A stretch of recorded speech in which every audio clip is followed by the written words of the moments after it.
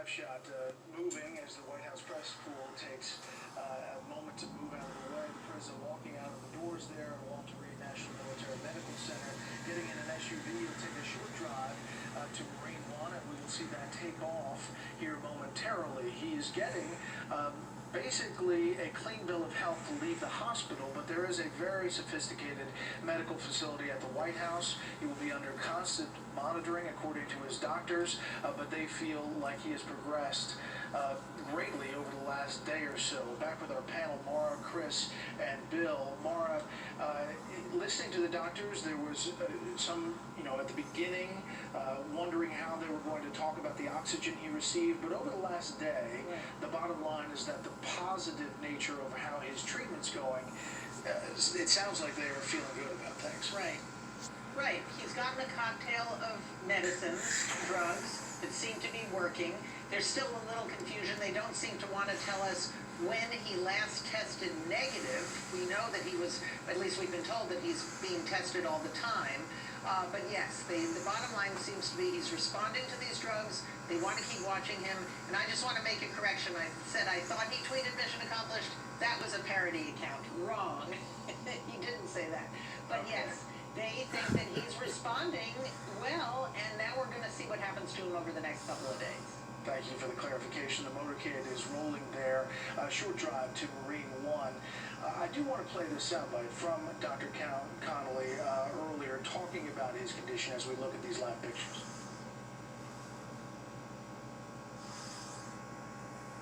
Over the past 24 hours, the president has continued to improve. He's met or exceeded all standard hospital discharge criteria, but we all remain cautiously optimistic and on guard because we're in a bit of uncharted territory when it comes to a patient that received the therapies he has so early in the course.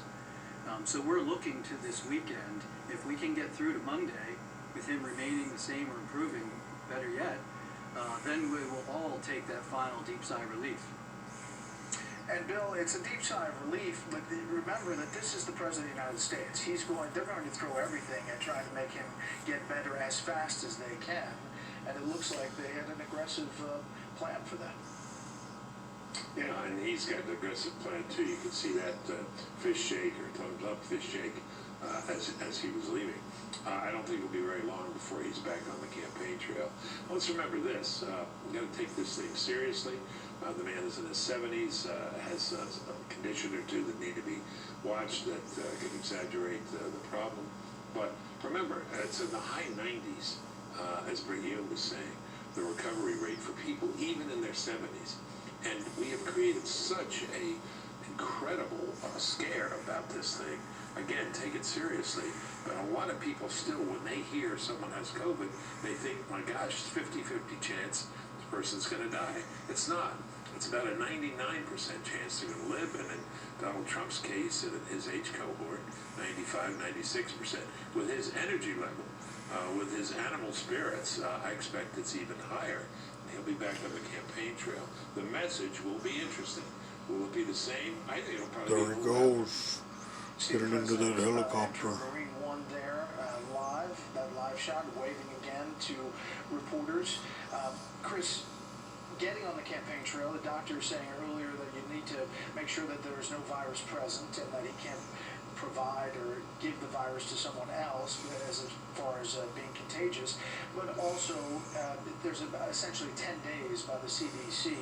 If that all goes well, it is possible that this president could be at the next presidential debate, which is scheduled for Miami on October 15th. Sure.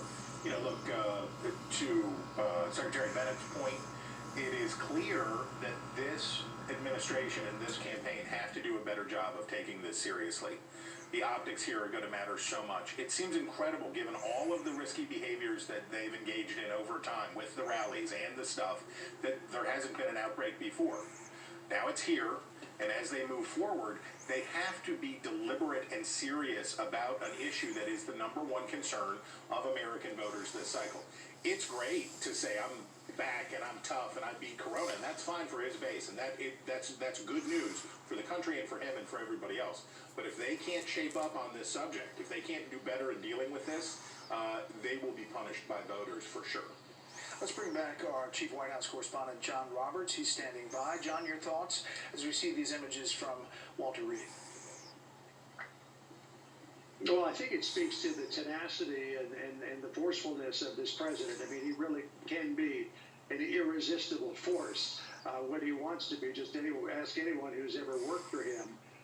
This is probably, according to Donald Trump Jr., the longest that he has ever been in a hospital in his entire life. He clearly didn't want to be there 1 second longer than he had to be and wanted to get back to the White House as quickly as possible.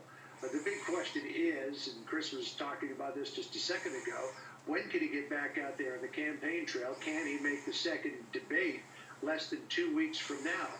If the president tests negative 3 times before then, he should be cleared to be able to go. And an interesting thing from a medical perspective as well is typically we don't see people go to the hospital until they have fulminant disease and they really need to be in the hospital to be taken care of. Dr. Sean Conley saw a couple of troubling indications in the first few hours after the president's positive test and literally threw the entire arsenal of pharmacological products at the president to try to keep that viral load.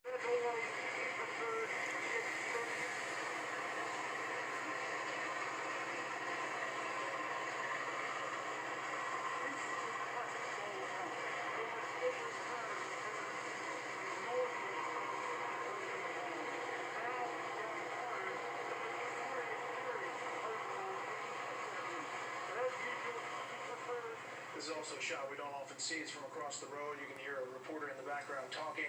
Chris Starwell, hard to believe that just a short time ago, even though it feels like it's long, long ago, the president delivered his final convention speech from the South Lawn, right where that helicopter essentially is landing, delivering his nomination acceptance.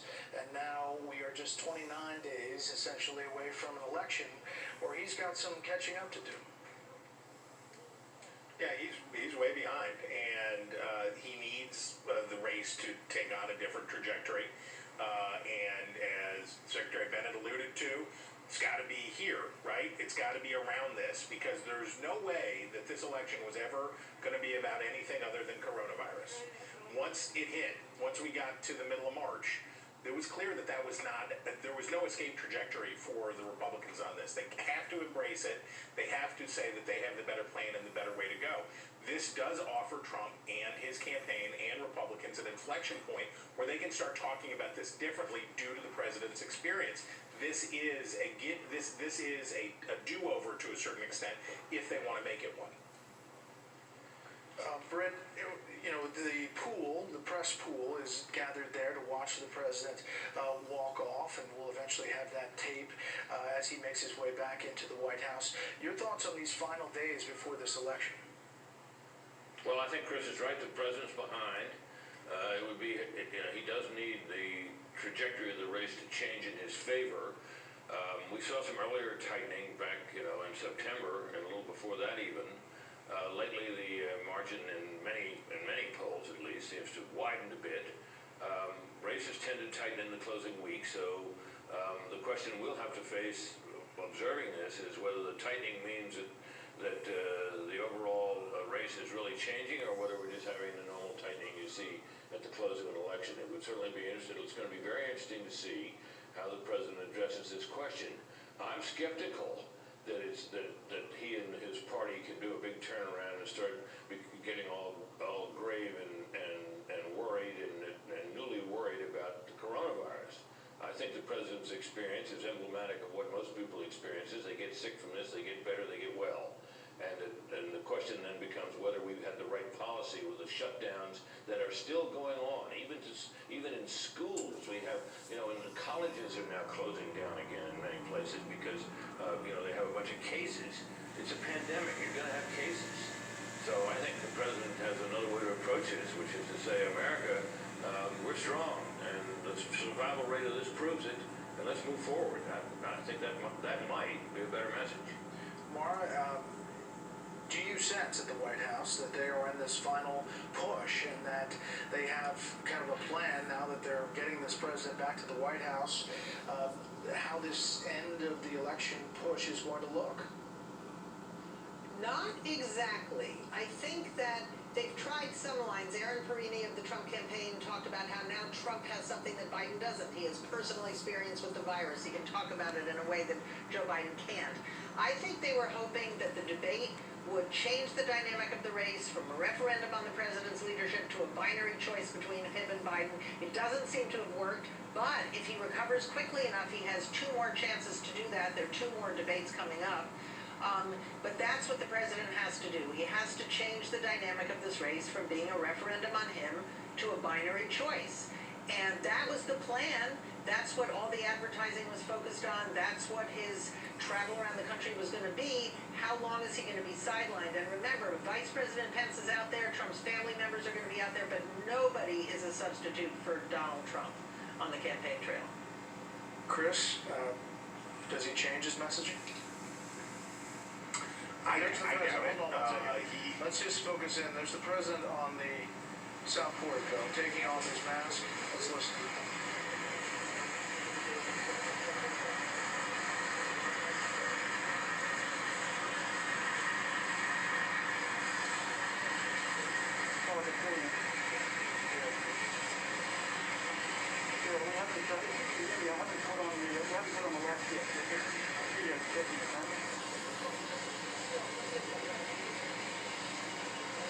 There he is, a historic moment there. Get the White House pool shot of all of this. The president masked, came He's off back. the lawn, walked up the steps, went up there to the South Portico, gave the 2 thumbs up with the flags there, and now standing and will walk into the residence here. Chris, finish your thought if you would. That's our president. Remember when Hillary Clinton was sick, had pneumonia, they didn't tell the truth about it. Trump got every I have a feeling he's going to win. 2020 has been just the opposite. Every bad thing, right? He had a pretty lucky first 3 years, but the 4th year of this term has been brutal. Could this be the beginning of an attitudinal turnaround, right? The beginning of people saying, okay, he beat this, maybe he can really do stuff. So it could be that, but to this point, up to and including getting the virus itself, it's been the inverse of 2016. Thank you, panel. Thank you, everyone. President Donald Trump in the distance there on the South Portico as Marine One takes off from the South Lawn. Thanks for inviting us into your home tonight. That's it for this special report. Fair, Glad he's balanced, back. and still Healthy in one watching piece. history. Martha McCallum continues. Get a little worried with that thing up in the air. You never know. Thank you so much, Brett. We watch as the Marine One chopper takes off. What kind of enemies we have, foreign and domestic. Still standing on the South Portico there, saluting Marine One as it left. He stands. But he got back safe and sound. Thank God. Good evening, everybody. I'm Martha McCallum in New York. Thank And Jesus. This is the story in America this evening. There he President is. Trump, moments ago, walked out of Walter Reed Medical Center 72 hours after we watched him walk in there on Friday evening.